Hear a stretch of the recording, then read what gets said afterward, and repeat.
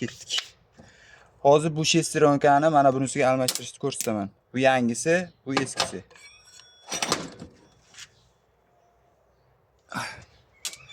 Bismillah.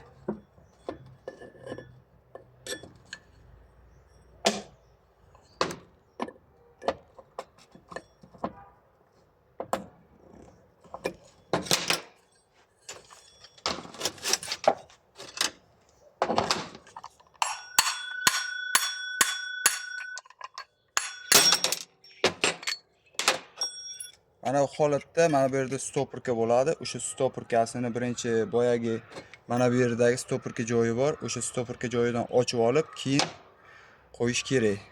Hozir men pachiniklarini bularni sug'urib olaman. Keyin yangisini qo'yishga harakat qilamiz.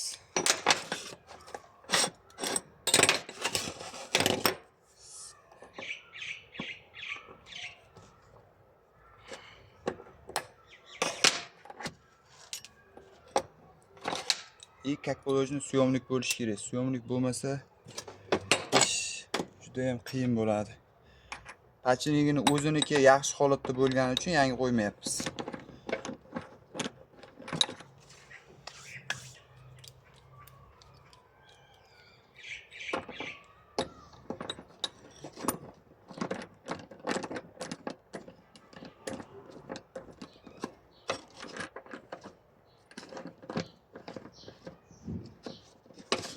Hangisi o?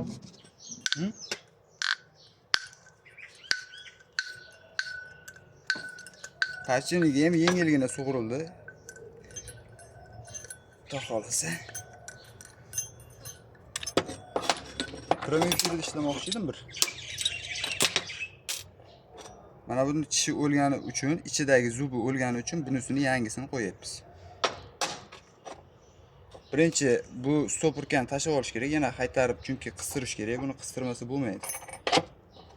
Buni qoqib olamiz. Buni qoqish uchun menda xo'p galopka bor, galopka 12 galopka, 12 galopka.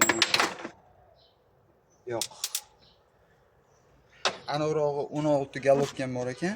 O'sha 16 galopka bemalol pachinigida sirti tomonni urmasdan faqat ichkarini urish uchun ichkarida urish uchun mustahkamroq xo'p metal kerak bo'ladi. Hozir buni men pastga qoqib olamiz endi.